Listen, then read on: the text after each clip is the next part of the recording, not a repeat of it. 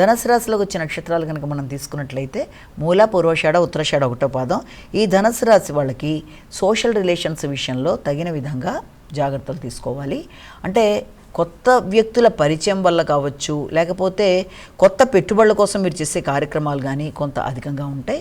కొన్నిసార్లు ఆ యొక్క స్నేహ సంబంధాలు ప్లస్ అయ్యే అవకాశాలు కూడా ఉంటాయి. కనుక వీలైనంతవరకు వ్యాపారాన్ని విస్తరించుకునే ప్రయత్నాల్లో కానీ, లేకపోతే వ్యాపారంలో కొత్త వ్యక్తుల్ని కలుపుకుందామని చేసే ప్రయత్నాల్లో కానీ కొంతవరకు జాగ్రత్తలు తీసుకుంటూ పూర్తిగా ఆలోచించి నిర్ణయం తీసుకోవడం అనేది మంచిది. అంటే వ్యాపార విస్తరణ విషయం కావచ్చు, వ్యాపారంలో కొత్త వ్యక్తులను కలుపుకుందాం అనుకున్న భావనలో కావచ్చు, తగిన విధంగా జాగ్రత్తలు తీసుకుంటూ ముందుకు వెళ్ళినట్లయితే అది మీకు అనుకూలంగా ఉంటుంది.